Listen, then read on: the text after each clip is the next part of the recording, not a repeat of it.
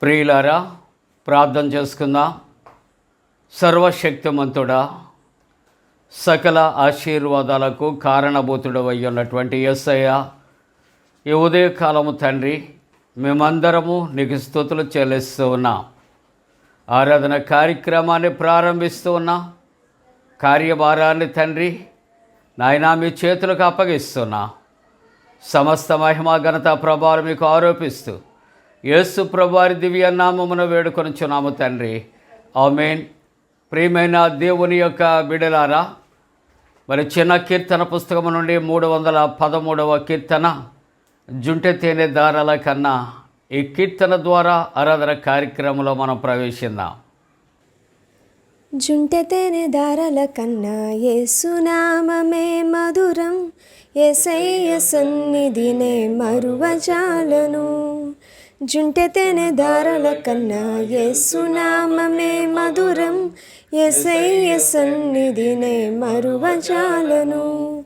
జీవితకాలమంతా ఆనందించదా, యేసయ్యనే ఆరాధించదా.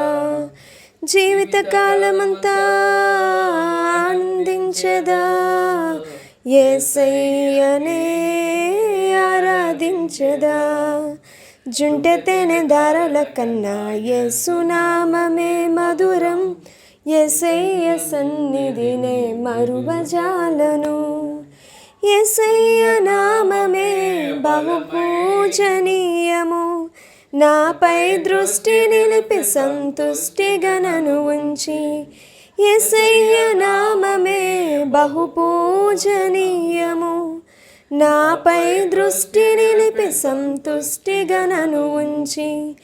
నన్నెంతగానో దీవించి, నన్నెంతగానో దీవించి, జీవజలపూటలతో ఉజ్జీవింపచేసెనే, జీవజలపూటలతో ఉజ్జీవింపచేసెనే.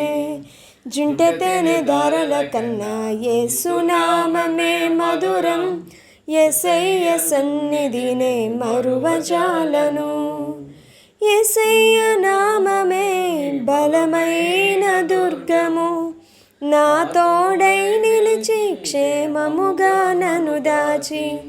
యేసయ్య నామమే బలమైన దుర్గము, నా తోడై నిలిచి క్షేమముగా నన్ను. నన్నెంతగానో కరుణించి, నన్నెంతగానో కరుణించి, పవిత్ర లేఖనాలతో ఉత్తేజింపచేసెనే, పవిత్ర లేఖనాలతో ఉత్తేజింపచేసెనే. జుంటె తేనె దారాల కన్నా యేసునామమే మధురం, యేసయ్య సన్నిధినే మరువజాలను.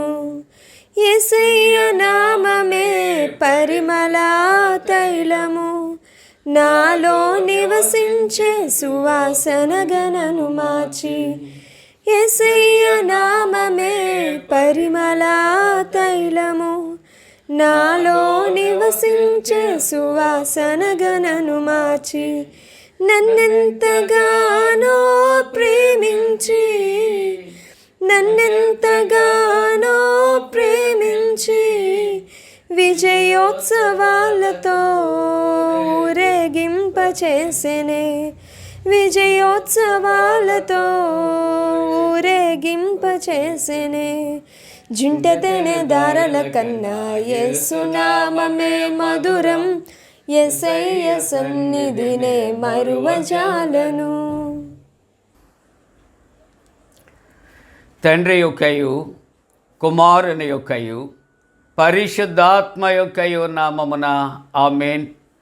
ప్రభువా మమ్మను కనికరింపుము, క్రీస్తు మమ్మను కనికరింపుము, ప్రభువా మమ్మను కనికరింపుము. మనమందరము కలిసి అపోస్తుల విశ్వాస ప్రమాణాన్ని ఒప్పుకుందాం. భూమి ఆకాశములను సృజించిన సర్వశక్తి గల తండ్రి అయిన దేవుని నమ్ముచున్నాను.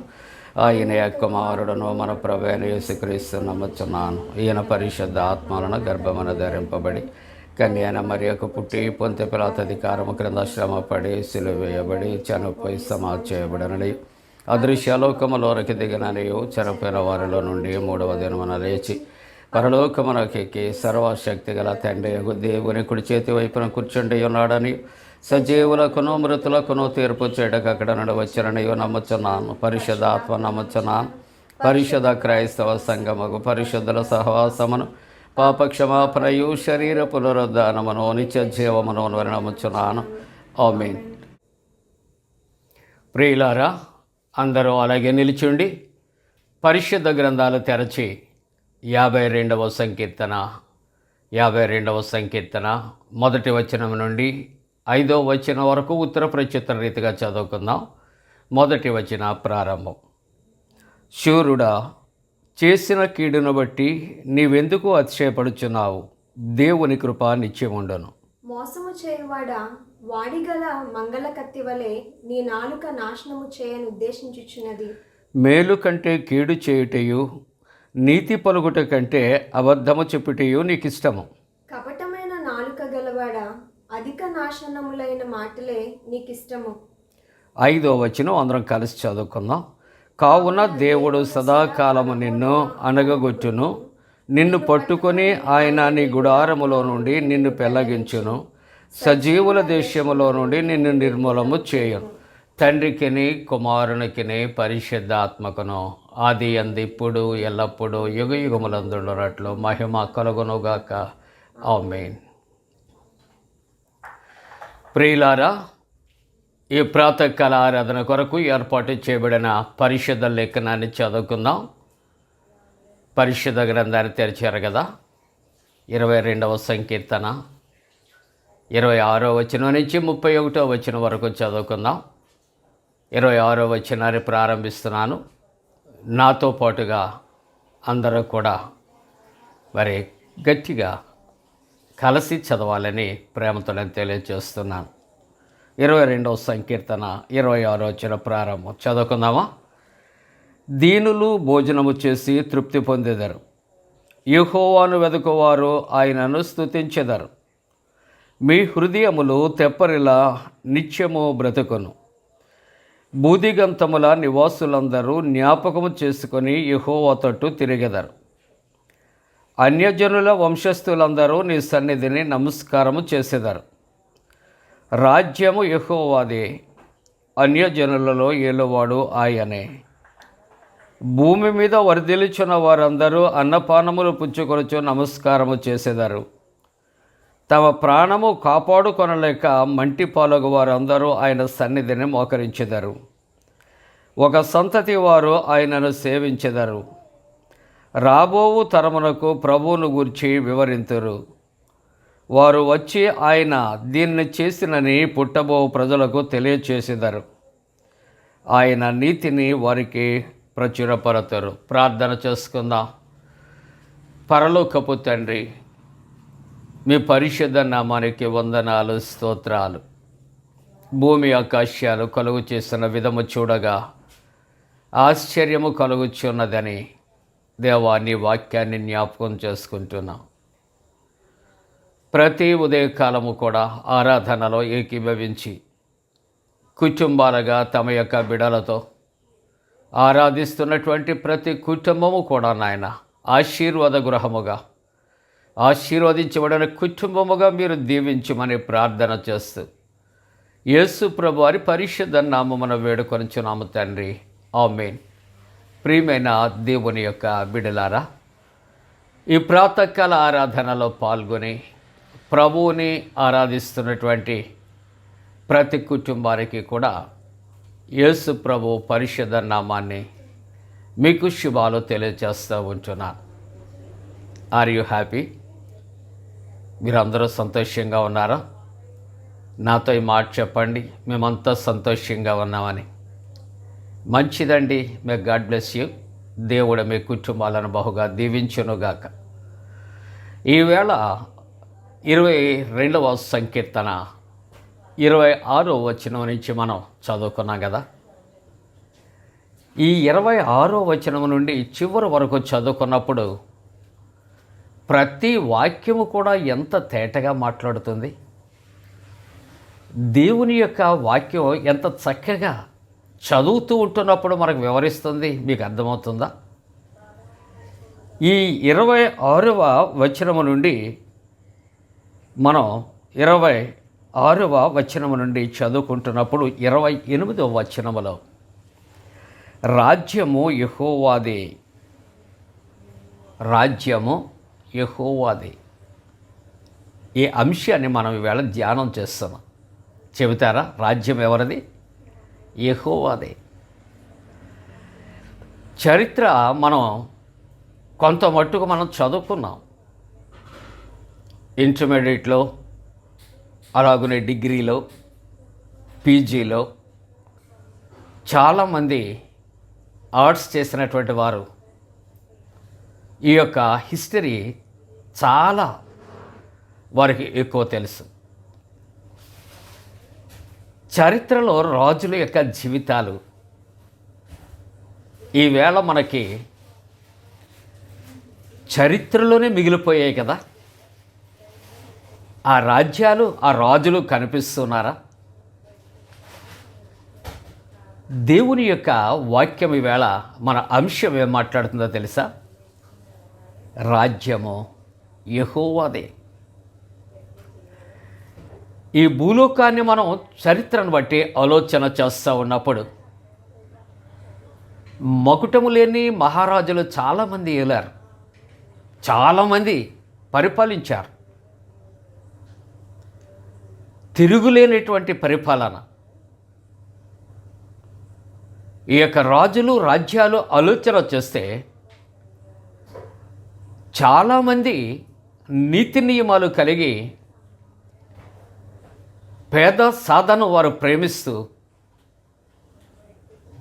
అనేక మందికి మేలుకరంగా ఉన్నటువంటి రాజుల చరిత్ర కూడా తెలుసు. వారితో పాటుగా కొంతమంది యొక్క చరిత్రను మనం ఆలోచన చేస్తున్నప్పుడు పొరుగు రాజ్యాలను హింసించి దోచుకొని అన్యాయాలు, అక్రమాలు చేసినటువంటి రాజ్యాలు, చరిత్రలు కూడా మనం చదువుకున్నాం కదా. కనీసం మనం చదువుకోకపోయినా ఆ విషయాలు కొన్ని మనకు చెప్పగా మనం విన్నాం. కానీ దేవుని వాక్యం ఏమంటుందో తెలుసా? పదవులను నియమించేవాడు ఆయన. దేవుని యొక్క వాక్యం ఈవేళ ఈ ఉదయకాలం ఏది మనకి తెలియచేస్తుంది ఆలోచన చేస్తే, రాజులు స్థిరము కాదు, రాజ్యాలు స్థిరము కాదు. రాజులు మట్టిలో కలిసిపోతారు, రాజ్యాలు చెదరిపోతాయి. ఈవేళ మచ్చుకి ఏది కనిపించటం లేదు కదా. కానీ వాక్య ప్రకారంగా 28వ వచన ప్రకారంగా ఈ ఉదయకాలం వాక్య ధ్యానాన్ని చేస్తూ ఉంచినప్పుడు భూలోక సంబంధమైనదా రాజ్యము, లేక పరలోక సంబంధమైనటువంటిదా రాజ్యము? రాజ్యాన్ని ఏలే రాజు భూ సంబంధియా, పరలోక సంబంధియా? పరలోక సంబంధి అయితే ఆయన శాశ్వతమైన వాడా, అశాశ్వతమైన వాడా? వీటన్నిటికీ కూడా సమాధానం 28వ వచనం మనతో మాట్లాడుతున్నారు. ఈ భూమి మీద ఉన్నటువంటి సమస్తమున హస్తకృత్యములన్నీ కాలిపోతాయి, భూమి ఆకాశం గతించిపోతాయి. కానీ ఇది భూరాజ్యము కాదు. మన క్రీస్తు ప్రభు పరలోక రాజ్యాధికారి. యేసుక్రీస్తు ప్రభు రాజులకు రాజుగా ఆయన భూలోకములో జన్మించారు. ఈ వార్త విన్నటువంటి బరబ్బా, ఇస్కరియోతు యూదా కూడానట చరిత్ర ఆధారంగా జ్ఞాపకం చేసుకుంటే యేసయ్య దగ్గరికి వచ్చారట. ఎందుకో తెలుసా? యేసు ప్రభు ఆయన రాజు కాదు, రాజులకు రాజుగా వచ్చాడు కాబట్టి చాలా పెద్ద రాజ్యం ఉంటుంది. ఇప్పుడు మన భాషలో చెప్పుకోవాలంటే చాలా పోర్ట్ఫోలియోస్ ఉంటాయి.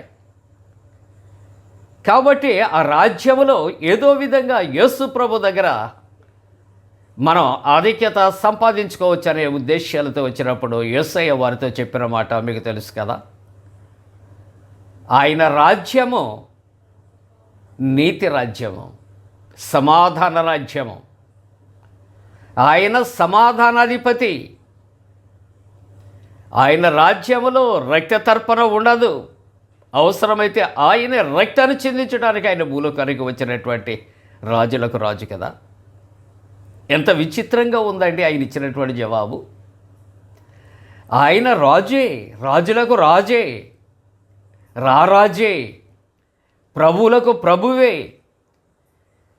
కానీ ఆయనకు రాజ్యం అంటూ లేదు. ఆయనది పరలోక రాజ్యం, శాంతిని అనుగ్రహించే రాజ్యము, సమాధానాన్ని ప్రసాదించే రాజ్యముగా ఉంచి ఉన్నాడు.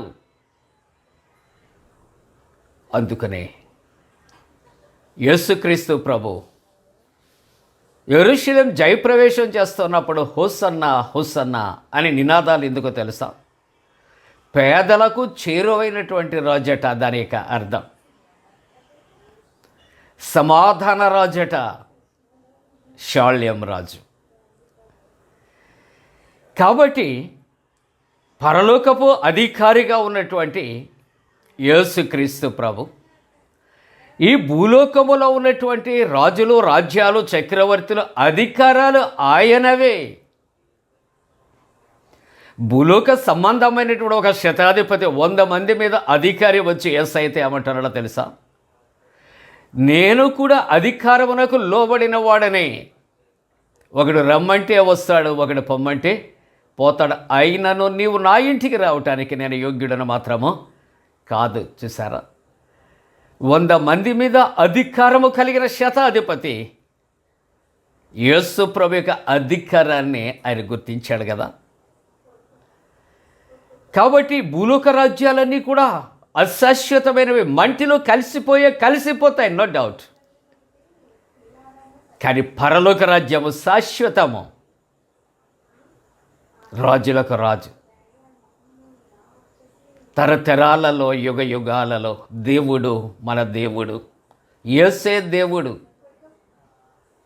ఏమండి? కాబట్టి ఈవేళ అంశాన్ని రాజ్యము యెహోవాదే. రెండవ మాట అంటాడు, అన్యజనులలో ఏలువాడు ఆయనే, పరిపాలించేవాడు ఆయనే, సర్వశక్తిమంతుడు, సర్వోన్నతాధికారి. ప్రియమైన దేవుని పిల్లలారా, ఎంత గొప్ప భాగ్యం అండి. ఒక బలహీనుడు చేతిలో రాజ్యం ఉంటే దోచుకోబడుతుంది. ఒక బలహీనుని చేతిలో రాజ్యం ఉంటే ఆ పరిపాలనలో ప్రజలు చాలా అష్టకష్టాలు పడుతూ ఉంటారు ప్రియులారా. కానీ అదే రాజ్యములో ఒక బలవంతుడైనటువంటి రాజు రాజ్యాధికారణ చేస్తే తన ప్రజలకు రక్షణ ఉంటుంది. మరి పరలోకపు రాజు అయినటువంటి యేసయ్య, రాజులకు రాజు అయ్యున్నటువంటి యేసయ్యే, ఆయన మనలను ఏలుబడి చేయించున్నటువంటి రాజుగా ఉంటున్నప్పుడు ఆ రాజ్యం యెహోవా దేవుని యొక్క రాజ్యములు ఇంకెంత భద్రత ఉంటుంది ఆలోచన చేస్తున్నావా? ప్రియమైన దేవుని యొక్క బిడ్డలారా, అటువంటి దేవుని యొక్క రాజ్యములో రాజులకు రాజుగా ఆయన అన్యజనుల మీద ఏలుబడి చేయించు ఉంటాడుగా. ఆ రాజ్యములో ఉన్నటువంటి దీనులు భోజనము చేసి తృప్తి చెందుతారు. చూసారా? మొదటి మాట, రాజ్యాన్ని పరిపాలించి రాజు, చక్రవర్తి ఎఫిషియెంట్ అండ్ ఎమినెంట్ అయ్యుంటే ఆ రాజ్యము అంతా కూడా చక్కగా సుఖ సంతోషాలతో ఉంటుంది ప్రియులారా, భద్రత ఉంటుంది ప్రియులారా. ఆ భద్రతను ఇచ్చే రాజు యెహోవా దేవుడే అనే మాట జ్ఞాపకం చేస్తూ మొదటి మాట జ్ఞాపకం చేస్తూ ఉంటుంది. ఇక్కడ దీనులు భోజనము చేసి తృప్తి పొందేదారు. కాబట్టి దేవునిని, ఆ రాజు అయినటువంటి యెహోవా దేవుని యెహోవా దేవుడయ్యున్నటువంటి ఆ రాజుని వెదుకువారట ఏం చేయాలి? స్తుతించాలి. నిన్న స్తుతించుట అనే మాట మనం జ్ఞాపకం చేసుకున్నాం. యెహోవా దేవుడే మనకు దేవుడుగా ఉన్నాడు. అందుకే యెహోవా తమకు దేవుడు కాగలిగిన జనులు ధన్యులు. అంటే ఇక్కడ యెహోవా దేవుడే ఆయన రాజుగా ఉన్నాడు. రాజుగా ఉన్నటువంటి ఆయన దేవుడిగా మనకు ఉన్నాడు. ఆయనే అన్యజనులలో ఏలుబడి చేయవాడు ఆయనే. మూడవ మాట అంటాడు, బూదిగంత నివాసులు ఒకరు ఇద్దరు కాదు అందరూ కూడా జ్ఞాపకము చేసుకొని యెహోవా తట్టు తిరిగెదరు. ప్రియులారా, ఒక బలవంతుడైనటువంటి రాజు చక్రవర్తి ఉన్నప్పుడు చుట్టుప్రక్కల ఉన్నటువంటి రాజ్యాలు సామంతులు అందరూ కూడా ఎవరి వైపు ఉంటారు? బలవంతుడైనటువంటి రాజు చక్రవర్తి వైపు. కాబట్టి మన యెహోవా దేవుడు బలవంతుడైన దేవుడు మాత్రమే కాక ఆయన ఎటువంటి వాడు అని ఆలోచన చేస్తే ఆయన ఒక రాజుగా ఆయన 26వ వచనం జ్ఞాపకం చేస్తుంది కనుక 28వ వచనం జ్ఞాపకం చేస్తుంది కనుక ఆయన తొట్టట బూదిగంతముల నివాసులు అందరూ జ్ఞాపకము చేసుకుని యెహోవా తట్టు తిరిగెదరు. ప్రియులారా, బలవంతుడైన రాజు చక్రవర్తి ఉంటే సుఖము, శాంతి, అన్నపానాలకు, అన్నవస్త్రాలకు లోటు ఉండదు. ఆ రాజ్యములో ఎటువంటి కీడు, కష్టము, నష్టము జరగదు అని ఏం చేస్తారట అండి? ఈ బూదిగంత నివాసులందరూ అది జ్ఞాపకం చేసుకొని ఆ రాజు అయిన దేవుని జ్ఞాపకం చేసుకొని యెహోవా తట్టు తిరుగుతారు అని. అంత మట్టుకే కాదు కానీ ఆ రాజు యెహోవా దేవుడు, ఆయన బలవంతుడైన దేవుడు కాబట్టి అన్యజనులందరూ ఏం చేస్తారట? అన్యజనుల వంశస్థుల అందరూ నీ సన్నిధిని నమస్కారము చేసేదారు. ఒకటి, అన్యజనులందరూ ఆయన తట్టు తిరుగుతారు. ఆ తరువాత అన్యజనుల వంశస్థులందరూ కూడా దేవుని యొక్క సన్నిధిని ఏం చేస్తారట అండి? నమస్కారము చేస్తారు. తూర్పు దేశపు జ్ఞానులు యేసు ప్రభు యొక్క జననములో వారు వచ్చి సాగిలపడి నమస్కరించారని దేవుని యొక్క వాక్యం. అలాగునే ఇక్కడ 29వ వచనంలో భూమి మీద వర్ధిల్లుచున్న వారందరూ కూడా ఏం చేస్తున్నారట అండి? వారు అన్నపానములు పుచ్చుకొనొచ్చు నమస్కారము చేసేదారు. భూమి మీద వర్ధిల్లుచున్న వారందరూ బలవంతుడైన యెహోవా దేవుని యొక్క రాజ్యములో యెహోవా దేవుడు రాజ్య పరిపాలన చేస్తూ ఉన్నప్పుడు అనేక మంది ఆయన తట్టు తిరగటమే కాదు కానీ వారందరూ ఆయన సన్నిధిని నమస్కారము వారు చేయటమే కాదు కానీ తమ ప్రాణమును వారు కాపాడుకొనలేక మంటిపోలగు వారు అందరూ ఆయన సన్నిధిని మోకరించేదారు. చూసారా? ఒకటి స్టెప్ బై స్టెప్ ఎలాగా ఆ దేవుని, ఆ రాజు అయిన యెహోవా దేవుడు ఇక్కడ కీర్తింపబడుచున్నారు. జ్ఞాపకం చేసుకుంటూ ఉన్నావా? ప్రియ దేవుని పిల్లలారా, సృష్టికే ఆయన, సృష్టి ఆయనది.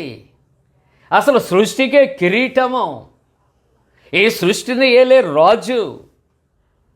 కాబట్టి ఆయన తట్టు తిరుగుతారు, నమస్కారము చేస్తారు, ఆయన ఎదుట మోకరిస్తారు, ఆయనను సేవిస్తారు. ప్రియులారా, అందుకని యెహోషువ గ్రంథంలో యెహోషువ అంటాడు, మీరేం చేసుకున్నప్పటికీ కూడా నాకు అవసరత లేదు, కానీ నేను నా ఇంటి వారును యెహోవాను సేవించదు. ఈ ఉదయకాలం ప్రియ దేవుని పిల్లలారా, ఎన్ని సత్యాలు పరిశుద్ధ గ్రంథం మనతో మాట్లాడుతూ ఉంటుండగా ప్రతి దినము ప్రతి ఉదయకాలము కూడా కుటుంబం యావత్తు ఆరాధనలో పాల్గొని ప్రభుని గణపరుస్తుంటుండగా మన బాధ్యత ఏంటో మనకు తెలుసా?